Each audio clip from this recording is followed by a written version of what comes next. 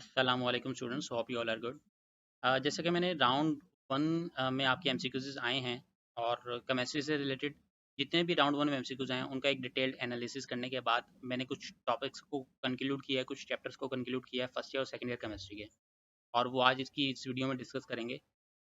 Detail analysis का फ़ायदा क्या होगा बेटा? एक डिटेल एनालिसिस करने के बाद, यानी राउंड वन में जितने भी एमसीक्यूज आए थे उनका एक डिटेल एनालिसिस किया, और एक ऑब्जर्वेशंस की बेसिस के ऊपर मैं कुछ चैप्टर्स बताऊंगा, कुछ टॉपिक्स बताऊंगा जिनसे एमसीक्यूज ज़्यादा आ रहे हैं। वो टॉपिक्स हैं, वो चैप्टर्स अगर आप कर लेते हैं तो इंशाल्लाह ताला आपके स्कोर 20 अबव ही होगा। हो सकता है 22 23 भी ले लें इंशाल्लाह ताला। फर्स्ट ईयर केमिस्ट्री के 5 चैप्टर्स हैं, सेकंड ईयर केमिस्ट्री का आई थिंक 7 चैप्टर्स हैं। तो ये चैप्टर्स अगर आप कर लेते हैं ना, इंशाल्लाह आपके बहुत अच्छे नंबर आ जाएंगे केमिस्ट्री में। अब बात रही सर बाकी जो चैप्टर्स आप नहीं बता रहे उनका क्या बेटा, आप वो अभी छोड़ दें। अगर आपके पास तैयारी आपकी कंप्लीट हो जाती है टेस्ट से पहले, तो फिर जो नंबर ऑफ डेज बचेंगे ना आपके पास रिमेनिंग, उनमें वो चैप्टर्स कर लीजिएगा जो मैंने अभी नहीं बताया। सही है, क्योंकि उनसे मुझे कोई खास एनालिसिस मिला नहीं, कोई खास एमसीक्यूज आए हुए नहीं थे, कोई खास डेटा नहीं था। सही है, तो जो मैंने आपको एमसीक्यूज या कोई जो टॉपिक्स या चैप्टर्स बताता जा रहा हूँ वो लाजमी करने, टॉपिक्स जो बता रहा हूँ वो लाजमी करने बेटा। तो इंशाल्लाह ताला आपके मार्क्स, अच्छे मार्क्स लाजमी आएंगे अगर आप चीज़ों को फॉलो करेंगे। जो चीज़ मैं बता रहा हूँ उनको अगर फॉलो करेंगे, उसी तरह से प्लान वे में तैयारी करेंगे, तो आपके अच्छे मार्क्स आने से कोई नहीं रोक सकता। अल्लाह ताला के हुक्म से अच्छे मार्क्स आएंगे। पहला चैप्टर है atomic structure, first year chemistry का। इस चैप्टर के अंदर बेटा डिस्कवरीज का एक पार्ट है। आपने डिस्कवरीज को मेन कोई डिटेल में नहीं जाना, कोई डेप्थ के अंदर नहीं जाना। मैंने जो है ना आपका टाइम सेव करने के लिए यहाँ पे हर साइंटिस्ट के आगे एक चीज़ लिख दी है कि जेम्स चैडविक ने न्यूट्रॉन को डिस्कवर किया है, रदरफोर्ड ने प्रोटॉन को किया, और रदरफोर्ड के लिए कहा जाता है कि उसने न्यूक्लियस को डिस्कवर कर लिया है। सही है, क्योंकि न्यूक्लियस में दो पार्टिकल हैं, प्रोटॉन और न्यूट्रॉन। प्रोटॉन एक मेन पार्टिकल है न्यूक्लियस का, तो इसलिए कहा जाता है कि रदरफोर्ड ने प्रोटॉन को किया है लेकिन न्यूक्लियस को भी कर लिया, एक तरह से कहा जाता है। जे जे थॉमसन ने इलेक्ट्रॉन को किया, हेनरी बैक्यूलन ने नेचुरल रेडियो एक्टिविटी के थ्रू न्यूट्रॉन को किया है। सही है, और लॉन्गटन ने एक्स रेज को किया है। तो ये वो साइंटिस्ट हैं जो कि आपको निकालने पड़ते हैं इंटरनेट के थ्रू या बुक रीडिंग करते हैं, तो ये डेटा मिलता है। मैंने आपके सामने डिस्प्ले कर दिया, इसी डेटा को आप अपने नोट्स बनाएं और अच्छे से प्रिपेयर कर लें बेटा। सही है, अब आपने डिस्कवरीज वाले पार्ट में नहीं जाना, आपने आ जाना है हाइड्रोजन स्पेक्ट्रम के ऊपर। हाइड्रोजन स्पेक्ट्रम में कुछ चीज़ें हैं सीरीज में, सही है, याद होगा आपको। Lyman series, Balmer, Paschen, Brackett, Pfund. सही है, हर के लिए एन की एक वैल्यूज है। मैं आपसे कहता हूँ बेटा एन की वैल्यू 2 से एन की वैल्यू 3 हो गई है, या एन की वैल्यू 5 हो गई है। तो अब मुझे बताएं इलेक्ट्रॉन जंप कर रहा है 2 से 5 पे, तो बताएं कौन सी सीरीज है। सही है, तो आपने जब हाइड्रोजन स्पेक्ट्रम को सही से पढ़ा होगा ना तो आप मुझे इसका आंसर कर सकोगे। तो मैं सिर्फ आपको ये बताना चाह रहा हूँ, मैं यहाँ क्योंकि मैं यहाँ पढ़ाने नहीं बैठा टॉपिक्स बता रहा हूँ, ये बेसिकली टॉपिक्स से रिलेटेड वीडियो है। तो आपने क्या करना है, हाइड्रोजन स्पेक्ट्रम के जो सीरीज है ना उसको अच्छे से कर लेना है। नहीं, इतना अच्छा करना है कि लेमन सीरीज किस रीजन के अंदर लाई करती है। ऑप्शन भी दे देता हूँ, जैसे अल्ट्रा वायलेट, विजिबल, इस तरह से मैं अगर आपसे पूछूँ ना तो वो भी आप बता सको बेटा। अच्छा, अब यहाँ जाए विबग्योर में। विबग्योर क्या चीज़ है? विबग्योर बेसिकली कलर्स के नेम है। आपने इसमें आपको ये पता होना चाहिए कि शॉर्टेस्ट वेवलेंथ किसकी है, किस कलर की है, हाईएस्ट फ्रीक्वेंसी किसकी है, लोएस्ट फ्रीक्वेंसी किसकी है, या लोएस्ट वेवलेंथ किसकी है। सही है, ज़्यादातर रेड या फिर वायलेट के बारे में बात की जाती है। तो इन दो टॉपिक्स को अच्छे से कवर कीजिएगा। मेरी रिक्वेस्ट है, जो मैं चीज़ें बता रहा हूँ एज इट इज़ फॉलो करें, इंशाल्लाह आपके अच्छे नंबर आएंगे। अच्छा, अब तीसरा जो मेन इसका जो एटॉमिक स्ट्रक्चर का पार्ट है वो है फॉर्मूलाज का। बॉहर मॉडल का एक फॉर्मूला है M V R equals to N H upon 2 पाई।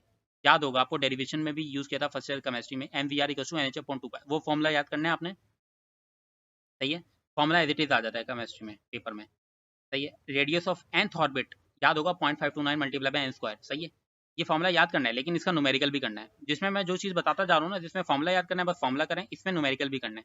मैं आपसे कहता हूँ बेटा रेडियस ऑफ हाइड्रोजन एटम बताओ। हाइड्रोजन के लिए एन की वैल्यू 1 होती है, तो 0.529 मल्टीप्लाई बाय 1 का स्क्वायर, तो 0.529 एंगस्ट्रॉम आ जाएगा। तो इसी तरह मैं एन की वैल्यू को चेंज कर दूँ तब आप रेडियस बता सकें, तो ये आपको पता होना चाहिए।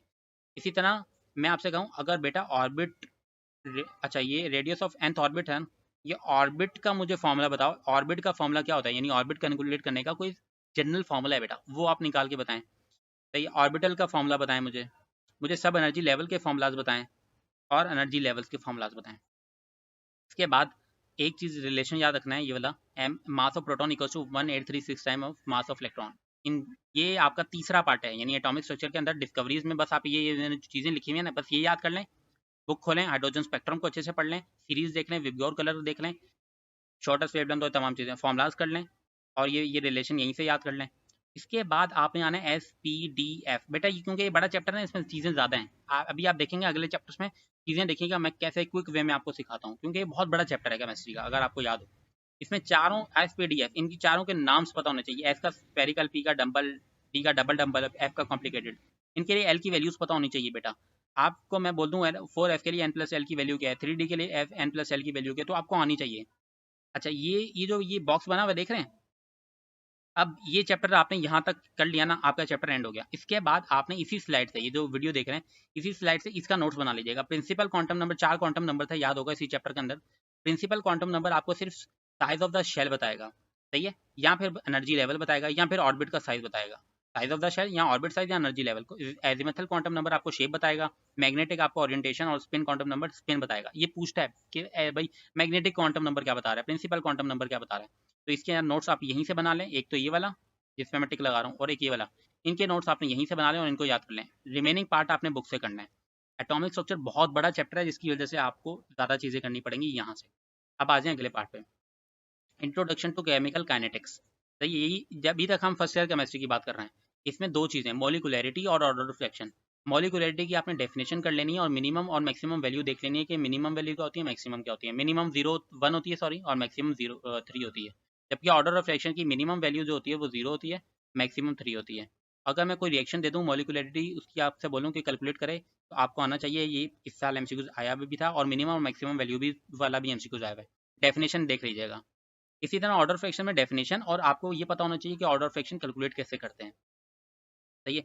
अगर मैं आपसे बोलूं, अब इसी चैप्टर का तीसरा पार्ट, कैटलिस्ट डालने से बेटा, रिएक्शन में कैटलिस्ट डाल रहा हूँ तो एक्टिवेशन एनर्जी के ऊपर क्या फर्क पड़ेगा, एक्टिवेशन एनर्जी कम हो जाएगी, बढ़ जाएगी, क्या हो जाएगा, सही है, या थ्री शोल्ड एनर्जी। अच्छा, ज़्यादा डिटेल में नहीं, बस एक्टिवेशन एनर्जी तक रहें, फिर इंशाल्लाह बाकी टाइम बचता है ना, तो मैं मजीद फिर बताऊंगा कि मजीद क्या करना है। पहले इतना ये तमाम चीज़ें कवर कर लें। इसी तरह कैटलिस्ट डाल रहा हूँ और इक्विलिब्रियम आपका अचीव हुआ है, तो इक्विलिब्रियम के ऊपर क्या फ़र्क पड़ेगा, तो वो आपने बताना है, सही है। इसी तरह ये चीज़ भी कर लेनी है कि अभी फास्ट रिएक्शन है तो एक्टिवेशन एनर्जी क्या होगी। अगर अगर कैटलिस्ट डाला है और रिएक्शन फास्ट हो गया तो एक्टिवेशन लो होगी, हाई होगी, स्लो में भी देखना है, और स्लो की एग्जाम्पल्स देखनी है, फास्ट की नहीं देखनी, फास्ट को छोड़ दीजिएगा, स्लो की एग्जाम्पल्स देखनी है। और मॉडरेट रिएक्शन छोड़ दें, आपकी मर्जी, कोई इतना मसले वाली बात नहीं है, मॉडरेट रिएक्शन को बेशक रहने दें। स्लो और फास्ट में आपने पढ़ना है एक्टिवेशन एनर्जी किससे रिलेटेड, कि किस में हाई होती है, किस में कम होती है, और एग्जाम्पल स्लो रिएक्शन की देखनी है, सही है। रस्टिंग ऑफ आयरन किसकी एग्जाम्पल है, स्लो रिएक्शन की। इसी तरह और भी एग्जाम्पल्स देखनी है। तो ये आपका सेकंड नंबर चैप्टर कंप्लीट हो जाएगा, जिसमें मैंने स्पेसिफिक बेटा चैप्टर्स बताए, और वो चीज़ें बताई हैं जो राउंड 1 से कंक्लूड की हैं। ये मैं कोई अपनी तरफ से नहीं बता रहा, ये मैंने एक पूरा डेटा एनालिसिस के थ्रू पूरा एनालाइज किया है, तो राउंड 1 के एमसीक्यूज को, और उसके बाद मैं इन रिजल्ट के ऊपर पहुंचा हूँ।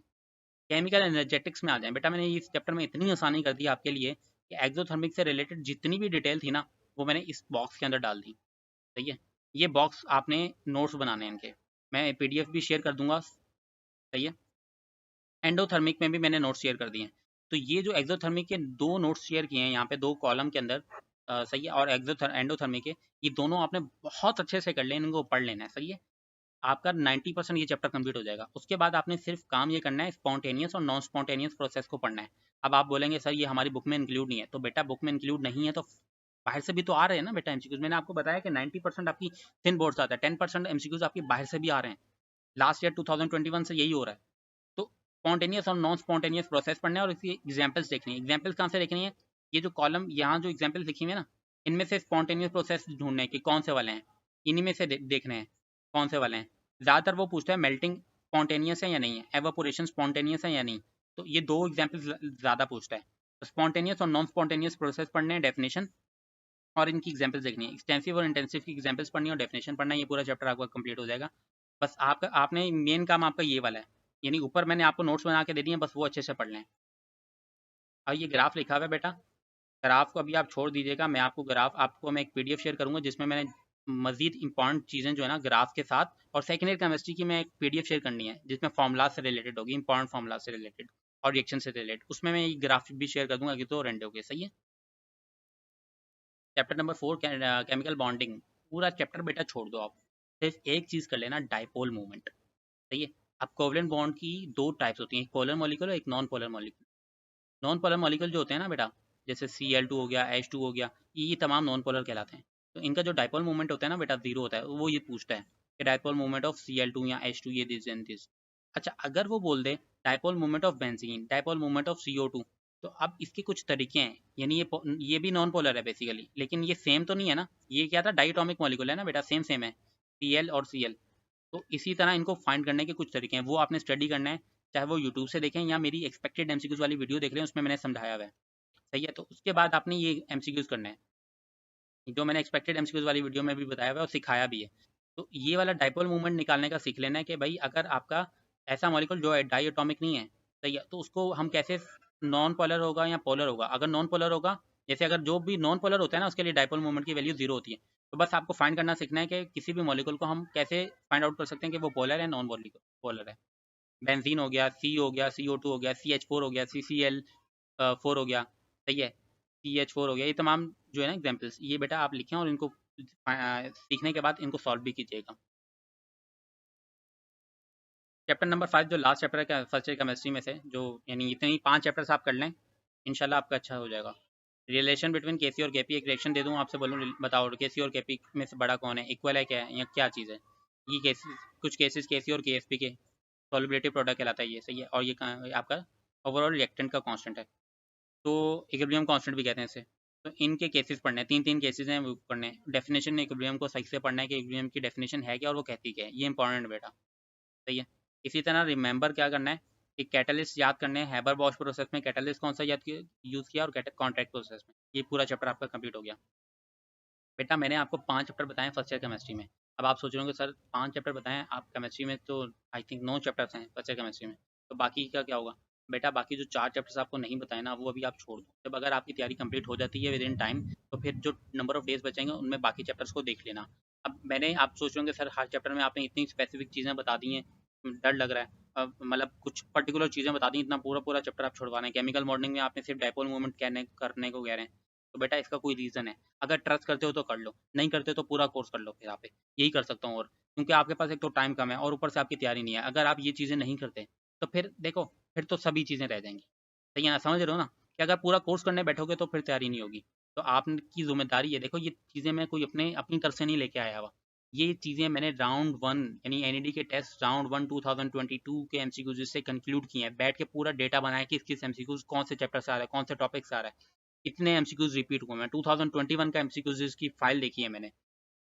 तो जितनी भी फाइलें हैं, तमाम फाइल्स को देखने के बाद मैं इन चैप्टर्स, इन टॉपिक्स को आपके सामने प्रेजेंट कर रहा हूँ। और मुझे, मेरी भी रिस्पॉन्सिबिलिटी है बेटा कि मैं जो आपको चीज़ें दिखा रहा हूँ, ये शो कर रहा हूँ, ये सिर्फ जो है ना, अगर मैं ये पूरा डेटा एनालिसिस के थ्रू आपके सामने रिप्रेजेंट कर रहा हूँ, तो इसका मतलब यकीनन इनके पीछे कोई खास लॉजिक होगी। तो इनको अच्छे से कर लेना बेटा, बस एक ही चीज़ कह सकता हूँ, इनको अच्छे से कर लेना, फिर अगर टाइम बचता है तो बाकी चीज़ें देख लेना। सेकेंड ईयर केमिस्ट्री में आते हैं। सेकेंड ईयर केमिस्ट्री में डी ब्लॉक एलिमेंट है। अच्छा, सेकेंड ईयर केमिस्ट्री को सही से समझिएगा बेटा, 7 चैप्टर्स करने हैं, 7, और 7 चैप्टर्स के अंदर भी स्पेसिफिक चीज़ें बताई हुई हैं, कर लोगे ना बहुत बेनिफिट होगा। सबसे पहले डी ब्लॉक एलिमेंट करना है। अच्छा, जो सीक्वेंस दी हुई है उसी सीक्वेंस से कीजिएगा बेटा। D block element, D block में पैरामैग्नेटिक कंपाउंड जितने भी होते हैं ना बेटा, इनकी डेफिनेशन पढ़ लेना। सही है, अगर हो सके ना तो एग्जाम्पल्स भी एक दो कर लेना, देख लेना, समझ लेना, डेफिनेशन समझ लोगे ना तो पता चल जाएगा पैरामैग्नेटिक कंपाउंड्स कौन से होते हैं। इंशाल्लाह कोशिश ज़रूर करूँगा कि मैं कुछ टॉपिक्स के ऊपर वीडियो भी बनाऊँ, जो मुझे लगता है कि स्टूडेंट के लिए मुश्किल होगी, उनकी बना दूँगा। इसी तरह कॉम्प्लेक्स फॉर्मेशन की नाम से एक हेडिंग होगी पेज नंबर 84 के ऊपर, वो आपने रीड करनी है बेटा। जो जिनके आगे पेजेस नंबर लिखे हैं ना बेटा, वो रीड करने हैं। अच्छा, उनमें आपको जब रीड करेंगे ना, मैं यहाँ पे भी इन्फॉर्मेशन डाल सकता था कि आपका टाइम सेव हो जाए, लेकिन अगर मैं इन्फॉर्मेशन डाल दूंगा ना, फ़ायदा नहीं होगा। क्योंकि जब तक आप ये रीड नहीं करोगे, कुछ ऐसे पॉइंट्स हैं जो कि वो आपके, आप रीडिंग से ना चीज़ें जहन में बैठती हैं। रीड करोगे तो कुछ ऐसे पॉइंट्स हैं जो कि नहीं निकलेंगे, आपको समझ में आएंगे, चीज़ें समझ में आएंगी। जो जहाँ जहाँ मैंने इन्फॉर्मेशन लिखी थी है ना, वहाँ अगर वो इनफ है, मतलब ये पढ़ ली तो आपका एमसीक्यू निकल आएगा। यहाँ ऐसा सीन नहीं है बेटा सेकेंड ईयर केमिस्ट्री में। ये जब तक आप रीड नहीं करोगे ना, आपका कॉन्सेप्ट डेवलप नहीं होगा, बात ये है। इसी तरह पेज नंबर 84 के ऊपर ये डायग्राम है, ये नहीं, एक रिएक्शन लिखा हुआ है। आपने ये रिएक्शन, आप सोच रहे होंगे सर कहाँ रिएक्शन कहाँ आते हैं एनईडी में, बेटा फॉर्मूला देख लीजिएगा, बस फॉर्मूला देख लीजिएगा, और ये देख लीजिएगा कितने साइनाइड एलिमेंट्स आयरन के साथ अटैच्ड हैं। समझ रहे हैं, ये पूछता है, इस साल पूछा है राउंड 1 में, कितने लीजेंड्स हैं। अब आप सोच रहे होंगे लीजेंड्स क्या बोल रहे हैं, हम कॉम्प्लेक्स फॉर्मेशन की डेफिनेशन हेडिंग पढ़ेंगे ना बेटा, पूरा पैराग्राफ पढ़ेंगे, तो ये चीज़ें समझ में आएंगी आपको। इसी तरह एथाइलिन डाइएमाइन और EDTA के पेज नंबर 85 के ऊपर है, ये दोनों चीज़ें डिटेल्ड में पढ़नी है। इनका स्ट्रक्चर देख लेना है, फॉर्मूला देख लेना है, और नंबर ऑफ ये जितने भी आपके पास जैसे एलिमेंट्स अटैच्ड हैं वो देख लीजिएगा कौन कौन सा एलिमेंट्स अटैच्ड है। यहाँ पे देखिएगा, यहाँ पे ना आपको कॉमन स्ट्रक्चर भी मिलेगा, 2 कॉमन स्ट्रक्चर मिलेंगे, फॉर्मूला सेम होगा, स्ट्रक्चर डिफरेंट होंगे, तो उनको क्या कहते हैं। ये चीज़ मैंने एक्सपेक्टेड एमसीक्यूज में, सॉरी राउंड 1 की एमसीक्यूज जब बनाई थी उसमें भी बताई हुई है, ये उसमें आया हुआ भी है।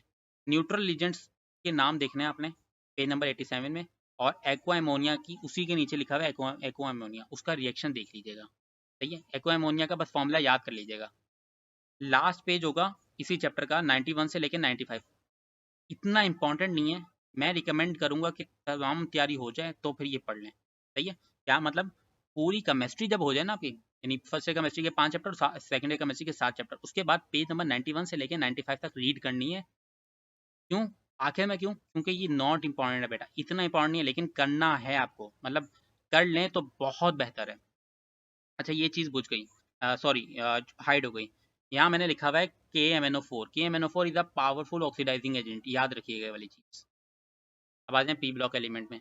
अब बाकी चैप्टर्स आपके लिए इंशाल्लाह आसान हो जाएंगे, ये थोड़ा सा इसमें चीज़ें ज़्यादा हैं। पी ब्लॉक में ट्रेंड ऑफ इलेक्ट्रोनेगेटिविटी देखना है कि टॉप टू बॉटम और लेफ्ट टू राइट कौन क्या चीज़ बढ़ रही है, कम हो रही है, इलेक्ट्रोनेगेटिविटी कम हो रही है, बढ़ रही है, क्या हो रही है, और सबसे ज़्यादा मैक्सिमम वैल्यू किसकी है। अच्छा इसके भी वैसे आपको नोट्स बनाने की ज़रूरत नहीं है, मैं आपको बताता हूँ कि क्या होगा सिनेरियो। पढ़ना है, पेज नंबर 45 पर जाके पढ़ना ज़रूर है। ट्रेंड ऑफ आयनाइजेशन पोटेंशियल पढ़ना है पेज नंबर 45 पे। मोस्ट इंपॉर्टेंट पेजेस हैं रिलेटेड टू पिगमेंट। सही है, ये मोस्ट इंपॉर्टेंट पेज बता रहा हूँ, यानी मोस्ट इंपॉर्टेंट हेडिंग है पिगमेंट से रिलेटेड, पेज नंबर 58 और 60 तक है, यानी 58, 59, 60, ये तीनों पेजेस पढ़ने हैं। और नाइट्रेटिंग एजेंट की एक हेडिंग है 64 के ऊपर। सही है, इसमें मीटा बेंजीन से रिलेटेड कुछ बात हुई है, मीटा बेंजीन को लाजमी देखिएगा। और ये वाला पेज नंबर जो ट्रेंड ऑफ आयनाइजेशन पोटेंशियल है ना, ये लाजमी पढ़िएगा, इंपॉर्टेंट है। इलेक्ट्रोनेगेटिविटी के आपको मैं नोट्स दिखा देता हूँ, ठीक है। मैंने अपनी एक्सपेक्टेड या फिर शायद आई थिंक राउंड 1 की जो एमसीक्यूज वाली वीडियो थी, राउंड 1 वाली, इसमें मैंने ना आपको इलेक्ट्रो पॉजिटिव और इलेक्ट्रोनेगेटिविटी बड़ी डिटेल में बताई थी, और उसके हर नोट्स यानी जो एमसीक्यूज आया था उससे रिलेटेड हर इन्फॉर्मेशन शेयर की थी।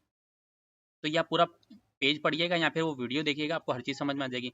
यहाँ मैंने बताया हुआ इलेक्ट्रो पॉजिटिव एलिमेंट, हमने क्या करना है इलेक्ट्रोनेगेटिव ना, तो हमने इलेक्ट्रो पॉजिटिव भी करना है, इलेक्ट्रोनेगेटिविटी भी करना है, तो इलेक्ट्रोनेगेटिविटी की डिटेल भी मैंने यहाँ सारी शेयर की हुई है। सही है, तो दोनों को चीज़ों को देख लीजिएगा। चैप्टर 3 पे आ जाएं। फंक्शनल ग्रुप में पेज नंबर 110 के ऊपर है, ये पढ़ना है, और लाइन नंबर यानी पेज नंबर 10 भी पूरा रीड नहीं करना, मैंने यहाँ स्पेसिफाई कर दिया, सिर्फ लाइन नंबर 10 और 10, 9 और 10 रीड करनी है। सही है, और एग्जाम्पल्स देखनी है, सी ओनली एग्जाम्पल्स। यहाँ देखें पिगमेंट से रिलेटेड, आई थिंक ये पिगमेंट का पहले सवाल आया ना, हाँ ये आई थिंक री टाइप हो गया है, ये आई थिंक उस चैप्टर का है। सही है, देख लीजिएगा पिगमेंट पेज नंबर 58 और 59, 60, ये उस चैप्टर का है, सॉरी ये बाय मिस्टेक डल गया, यहाँ काट दिया। अच्छा नाइट्रेटिंग एजेंट की एक हेडिंग होगी पेज नंबर 64 के ऊपर, ये भी अगेन डल गया बेटा। अच्छा ये चैप्टर 3 में आई थिंक सिर्फ यही वाला पार्ट करना है, लेकिन मैं देख लेता हूँ ज़रा ना, मैं आपको देख के भी इन्फॉर्म कर दूंगा अगर इसमें मजीद एडिशन करनी है तो। चैप्टर 4 में आ जाए। चैप्टर 4 में ना बेटा रिएक्शंस करने हैं, यानी अब आप बोलेंगे सर रिएक्शन नहीं आते, बेटा बाय प्रोडक्ट पूछे हुए हैं, न्यूक्लियोफाइल पूछा हुआ है। जब तक आप पढ़ोगे नहीं ना आपको न्यूक्लियोफाइल का कॉन्सेप्ट समझ में नहीं आएगा, रीजेंट्स के समझ में नहीं आएगा, लीजेंट्स समझ में नहीं आएगा। और बाय प्रोडक्ट्स वो पूछ रहा है, इस साल पूछ रहा है ग्रिग्नार्ड रीजेंट बन रहा है, उसका बताओ क्या उसका स्ट्रक्चर क्या है, उसका कितने एलिमेंट्स हैं, उसके साथ फॉर्मूला क्या है, कुछ रिएक्शन दिए हैं उसका बाय प्रोडक्ट क्या होगा, ये मिला रहे हैं बाय प्रोडक्ट क्या होगा। तो रिएक्शन है अल्काइल हैलाइड, ठीक है, अल्काइल हैलाइड चैप्टर का नाम है, में रिएक्शन है।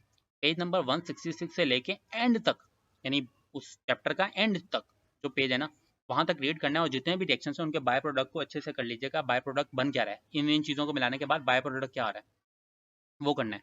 ये कर लिया ना अगर आपने, इंशाल्लाह यहाँ से आपके कोई 5 से 6 एमसीक्यूज या कम से कम 3-4 एमसीक्यूज निकल जाएंगे, क्योंकि इस साल ना इस चैप्टर से ज़्यादा एमसीक्यूज आए अल्काइल हैलाइड से, और इन्हीं इन्हीं से ये जो मैंने कवर किया ना पेज, इनसे बहुत ज़्यादा आए, और न्यूक्लियर फाइल ये जो लिखे हुए हैं, अब इनका कॉन्सेप्ट सीखोगे तो आपको समझ में आएगा, न्यूक्लियर फाइल से भी एमसीक्यूज आया हुआ था। चैप्टर नंबर 5 है carbon compound with oxygen containing functional groups, इसमें सिर्फ ना अगेन इसमें भी आपने यही करना है, बाय प्रोडक्ट याद करना है, पेज नंबर 198 पे लेके कंप्लीट इस चैप्टर का जो एंड का पेज नंबर होगा ना उस तक आपने रिएक्शंस को ना अच्छे से पढ़ना है, बाय प्रोडक्ट याद रखना है, और जो वर्डिंग आ रही है वो भी रीड करनी है। Chemistry of life, I think ये लास्ट चैप्टर में देखें, सेकेंडरी केमिस्ट्री के मैंने टोटल 6 चैप्टर्स आपको बताए हैं, सही है ना। तो विटामिन वाला पार्ट है, विटामिन वाले को अभी आप छोड़ दो, मैं उसकी इन्फॉर्मेशन आपके साथ शेयर करता हूँ, नोट्स बने हुए हैं मेरे पास। Classification of ammonia acid 230 page number से लेके 231 तक रीड करनी है, जिसमें सिर्फ neutral amino acid, acidic and basic amino acid ये रीड करना है आपने। पेप्टाइड बॉन्ड फॉर्मेशन है 232 पेज के ऊपर, ये आपने लाजमी रीड करनी है, मोस्ट इंपॉर्टेंट है। क्लोरिस्ट्रोल की हेडिंग है पेज नंबर 241 के ऊपर, ये रीड करनी है। और जहाँ तक मुझे याद आ रहा है इसके नीचे कोई एक खास पॉइंट भी दिया हुआ था, मेरे जहन में नहीं है कि क्या खास पॉइंट था, मैंने मेंशन करना भूल गया, मैं याद नहीं आ रहा जहन में, लेकिन याद रखिएगा इसी हेडिंग के नीचे ना एक इंपॉर्टेंट पॉइंट है, वो भी आपने पढ़ लीजिएगा उसको। अच्छा, विटामिन वाला रह गया, विटामिन वाला देखें इन राउंड 1 में एमसीक्यूज आया हुआ है, ये मैंने इसका पूरा B1 पूछा था उसने, विटामिन B1 तो मैंने सारे यहाँ मेंशन कर दिए, इनके इनको बस कर लेना। तो विटामिन वाला तो पार्ट हो गया आपका कंप्लीट, सही है, यहाँ से हो जाएगा। बचा ये 3 चीज़ें, अब इनमें ये वाली चीज़ और ये वाली चीज़, ये आपने बुक से करनी है, ये भी बुक से ही करनी है, लेकिन ये जल्दी हो जाएगी आपकी। बची ये 2 चीज़ें, इनमें पेप्टाइड बॉन्ड फॉर्मेशन बहुत इंपॉर्टेंट है बेटा, लिटरली बहुत इंपॉर्टेंट है। यानी 2021 का और राउंड 1 के एमसीक्यूज मैंने जो अपने सामने रखे थे ना बेटा, तरीकेकार ये था कि उन एमसीक्यूज को मैंने अच्छे से ऑब्जर्व किया, मार्किंग करता गया कौन कौन सा चैप्टर किस टॉपिक से आ रहा है, उन एमसीक्यूज के सामने मैंने टॉपिक्स नंबर लिखे, चैप्टर नंबर लिखा, और फिर ये जाकर ये तमाम चीज़ें मैंने आपके सामने शेयर कर रहा हूँ। देखें अब ये एंड हो गया, यानी फर्स्ट ईयर केमिस्ट्री के 5 चैप्टर और सेकंड ईयर के 6 चैप्टर्स आपको बताएं, टोटल 11 चैप्टर्स।